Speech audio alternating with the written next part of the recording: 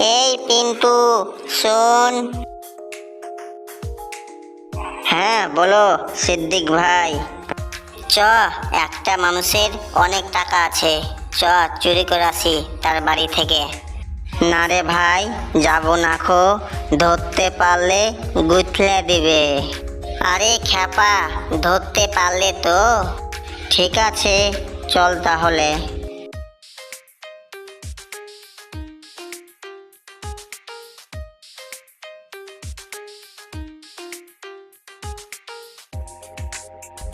আবে কুকুর আছে যে বে, দেখলে যে চিল্লাইবে। তাই তো রে ভাই। চল পালাবে পিন্টু, না হলে কামড়ে নিবে।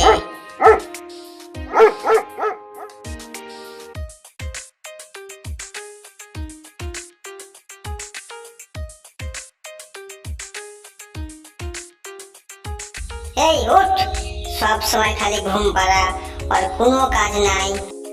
স্যার, আমাকে অনেক ভোগ লেগেছে স্যার, ওর লেগে আমি ঘুমিয়েছি স্যার।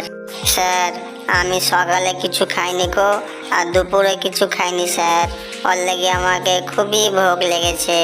তুমি তো প্রত্যেক দিন সকালবেলায় আমাকে কিছু খেতে দাও, আবার দুপুরে আমার জন্য কিছু রেখে যাও। আজকে আমার জন্য কিছু করনি স্যার, তার জন্য আমাকে খুবই ভোগ লেগেছে। কে জানি তুমি ভুলে গেছো কি না।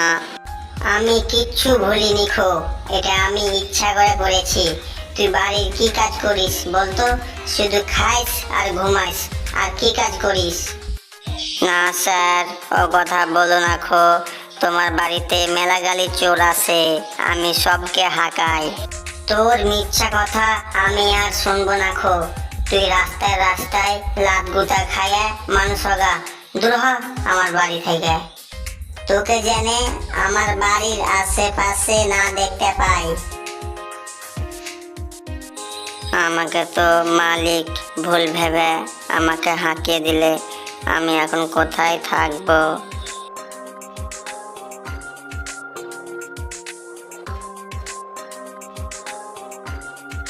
আরে ভাই, তুমি কে? তোমাকে আজ মঞ্চে প্রথম দেখছি।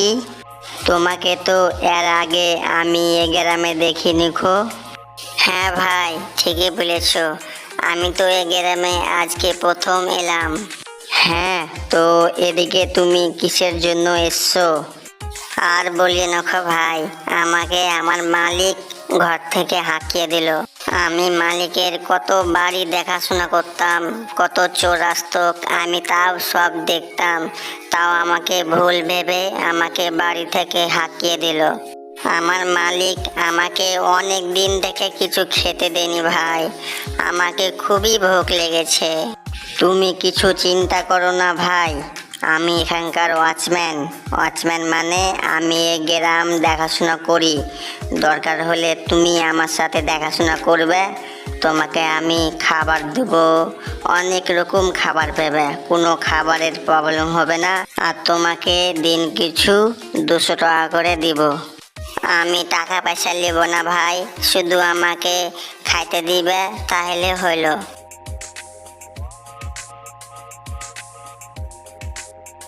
ও সিদ্দিক ভাই, কোনো খবর শুনেছো?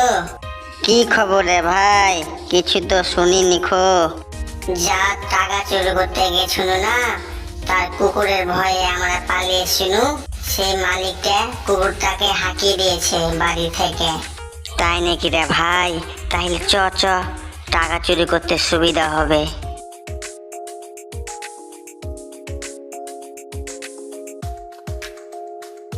ওগে মাগে, কত গালি শোনা টাকা রে ভাই, আমরা আজকে বড় লোক হয়ে যাব।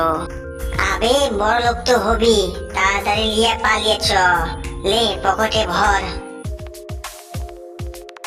চ চ, পালা পালা।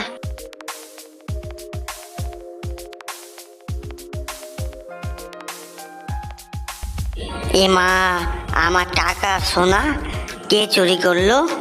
ওগে মাগে, আমার টাকা সব চুরি হয়ে গেল।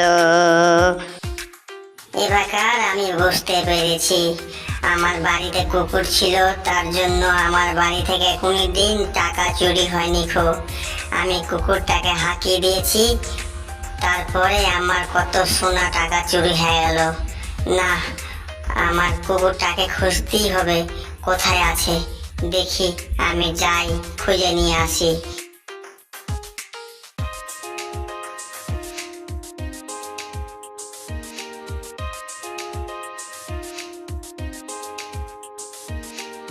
ও বৌদি, একটা সাদা কুকুর দেখেছো?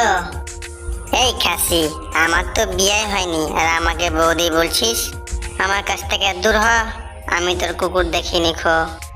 বৌদি বললু তার জন্য আমাকে খাসি বলে গাল দিলে?